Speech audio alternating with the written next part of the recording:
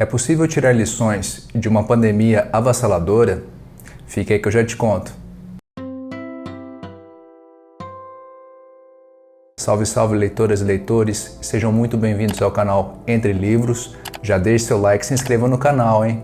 Hoje nós vamos falar de um livro escrito há mais de 70 anos, mas ainda assim continua muito atual, de Albert Camus, A Peste. É um clássico da literatura mundial e Camus nos transporta para Oran, uma cidade na Argélia, na costa da Argélia, e uma terrível pandemia que durou no total 10 meses. A alegoria da peste também lembra o período em que a França ficou sob domínio nazista, de 1940 a 1944. Lembrando que a Argélia, onde Camus nasceu, estava sob domínio francês. Dessa forma, de acordo com o próprio autor, é um livro de resistência. Albert Camus nasceu em Mondovì, na Argélia, em 1911 e foi um dos autores ligado à filosofia do absurdismo, que está relacionada com o existencialismo e o niilismo. Ele foi escritor, filósofo, dramaturgo e jornalista. Ele nasceu na ocupação francesa na Argélia e seu pai morreu na Primeira Guerra.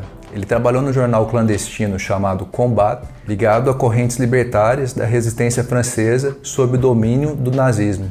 Apesar disso, Camus não seguia nenhuma ideologia, criticava todas e acabou perdendo a amizade do seu amigo Jean-Paul Sartre, justamente porque ele não compactuava com as ideias do socialismo soviético. E isso mostra uma certa coerência de Camus com o absurdismo. No caso do absurdismo, remete a absurdo, e o absurdo é o oposto da esperança. Mas isso não deve levar ao desespero, muito pelo contrário.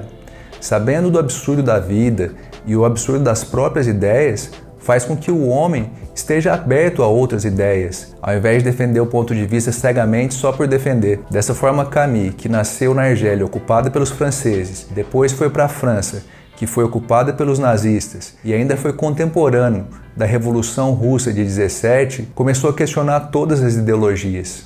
Ele acreditava que quando um grupo ascendia ao poder, pouco tempo começava a agir do mesmo modo, perseguindo seus adversários. Então ficava nesse ciclo vicioso. Foi muito influenciado por Kierkegaard, Dostoiévski e Kafka e acabou ganhando o Nobel de Literatura em 1957. Morreu em 1960, aos 47 anos, de acidente de carro. O livro se passa em Oran, na Argélia, que, como o próprio Camus fala, é uma cidade feia. Não tem árvores, não tem praças, não tem jardins e fica de costas para o mar. Tudo era normal até o mês de abril, quando começaram a aparecer ratos mortos e logo tinha muito rato morto. A população começou a ficar muito insatisfeita, começou a cobrar a Câmara e então começaram a recolher os corpos. Até que uma hora as pessoas começaram a ficar doentes também. Febre muito alta, vômitos, delírio, gânglios inchados e a pessoa morria rapidamente. Era a peste bubônica, causada pelos ratos e a pulga dos ratos e transmitida ao homem. Muito interessante ver no livro que já houve muitas outras pestes na história da humanidade. Por exemplo, Atenas, Constantinopla, Milão, Marsella, Cairo. Algumas dezenas dessas pestes foram capazes de matar 100 milhões de pessoas. E hoje, vendo a situação atual, faz sentido. O prefeito não sabia muito o que fazer, então começaram a matar todos os cachorros, todos os gatos, além de todos os ratos. Muitas pessoas continuaram a morrer.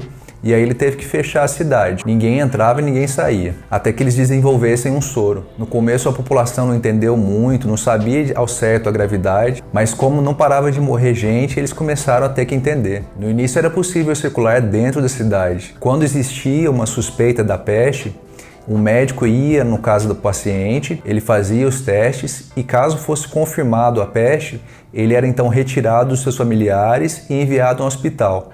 E esses familiares que tiveram contato, eles iam então para um centro de quarentena. Naturalmente era um processo muito traumático e muitas vezes tinha que se usar da força. Começaram a faltar leitos nos hospitais, mesmo os cemitérios não tinham mais espaços, então os corpos eram jogados em valas. Casais ficaram muito ciumentos, os filhos ficaram muito preocupados com os pais. Logo, o prefeito, vendo que não estava abaixando o número de mortos, começou a tomar medidas mais drásticas. Então ele começou a controlar os combustíveis, os carros, as pessoas passaram a andar mais a pé, os cinemas ficaram abertos, mas só passava um tipo de filme e viviam lotados. Começaram a faltar produtos nos mercados e começou a aumentar muito o contrabando e muitas pessoas passaram a questionar essas medidas do prefeito. Enquanto isso, só aumentava o número de mortos. Nas farmácias se esgotaram as pastilhas mentoladas que eles acreditavam na inocência que ia ajudar a proteger contra a peste e não tinha eficácia nenhuma. Algumas pessoas incendiavam as próprias casas para poder acabar com a peste. E a mídia acabava anunciando esses produtos milagrosos e não tinha eficácia nenhuma. Ou era isso, ou era aquele entusiasmo fingido que não condizia com a epidemia. E muitas vezes ficavam mostrando matérias com profecias e confundiam muito o povo. Falavam de Nostradamus, São Roque, Santa Odília. A peste agora sofreu mutação e era agora também pulmonar, e os pacientes morriam longe dos familiares. Começaram a faltar empregos e a condição do trabalhador piorou muito. Tudo isso fez os habitantes de Oran ficarem apáticos. Eles nem queriam mais ver os jornais. Após 10 longos meses, eles conseguem desenvolver um soro e acaba a peste. O flagelo acaba finalmente em fevereiro. E toda essa epidemia serve de pano de fundo para uns personagens, que eu vou falar deles agora. Bernard Rieu é um médico, filho de operários. E depois, lendo o livro, a gente percebe que ele é o narrador. Ele não queria aparecer logo no início como narrador, porque ele não queria contar a história enviesado, ele queria ser imparcial. Tanto que ele usa o livro inteiro da metalinguagem, conversando com o próprio leitor. Ele mostra o lado da ciência e do lado da linha de frente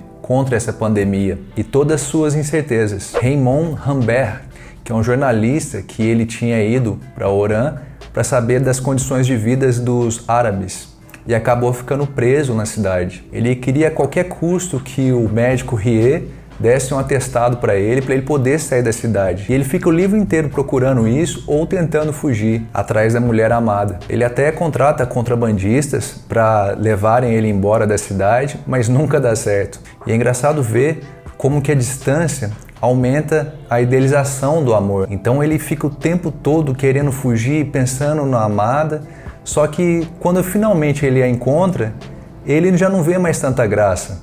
Ele nem sabe se ele vai continuar com ela. Então, quer dizer, ele ficou muito mais obsessivo pela fuga do que pela amada em si. O Sr. Otton é um juiz de instrução e ele exemplifica toda a impessoalidade do cargo que ele ocupa. E é engraçado ver ele mudar ao longo do livro, especialmente depois que o filho dele pega a peste e morre.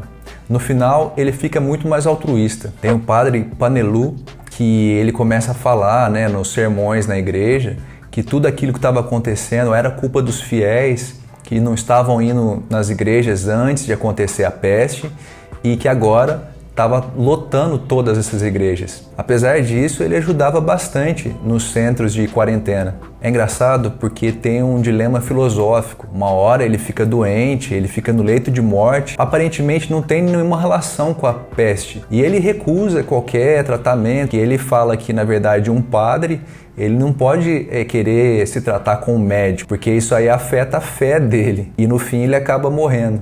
Jean Tarrot, que era um escritor, ele era filho de um procurador-geral, e quando ele era mais novo, o pai dele levou para uma dessas audiências. E ele ficou totalmente aterrorizado quando ele viu que o pai tinha condenado um preso à pena de morte. Ele achava que ninguém tinha esse direito sobre as pessoas. Então ele saiu da casa, onde ele tinha uma condição muito boa, trabalhou em vários empregos, até que ele acabou como escritor, conseguindo se manter. No livro ele quer achar finalmente sua paz interior e ele acaba encontrando um pouco antes de morrer, contaminado pela peste. Joseph Gand, que era um estatístico e, segundo Rieu, era o único herói de verdade no livro. Ele não sabia muito se comunicar, então ele ficava muito tempo no emprego, ele não sabia usar as palavras certas para o chefe dele o promover. Ele também não sabia usar as palavras certas para reatar com a sua amada. Seu maior objetivo era escrever um livro, só que ele ficava o tempo todo só na primeira frase, tentando melhorar. Apesar dessas limitações, ele aceitava trabalhar sem nenhum problema. Ele era muito solícito. O Sr. Cotard, que é um vigarista, ele começa o livro tentando se matar, porque ele ia ser preso, mas aí vem a epidemia e ele não vai preso. E ele começa a mudar o seu humor, porque ele começa a fazer muito mais contrabando e ganhar muito mais dinheiro. Ele simboliza essas pessoas que ganharam dinheiro com a epidemia. O livro A Peste foi publicado há mais de 70 anos e ainda assim é muito atual. Muitas das ações vistas no livro são vistas hoje em dia, na forma com que o mundo está tratando a pandemia. O despreparo, o pânico, a nostalgia, as incertezas e as idealizações. Tudo isso é muito incerto, é muito absurdo. Vemos no livro como que a humanidade sofre com esse flagelo da peste. Ao longo da história foram muitas, inclusive vivemos em uma hoje em dia. Muito interessante ver as chamadas fases do luto. São elas: primeiro, a negação, quando as pessoas não acreditavam muito na pandemia. Depois, a raiva, quando as pessoas tentavam fugir ou então não deixavam retirar os doentes das suas casas. Barganha, por exemplo, quando Rambert tenta subornar os contrabandeadores para que o levassem para fora da cidade. E, finalmente, a depressão e a aceitação, quando as pessoas começaram a ficar apáticas. E, apesar de tudo, eles conseguiram vencer a peste, como sempre aconteceu. E aí, curtiu a resenha? Já leu A Peste? Curtiu? Tem algum livro para me indicar? Deixe aqui nos comentários, sua opinião é muito importante. Até a próxima!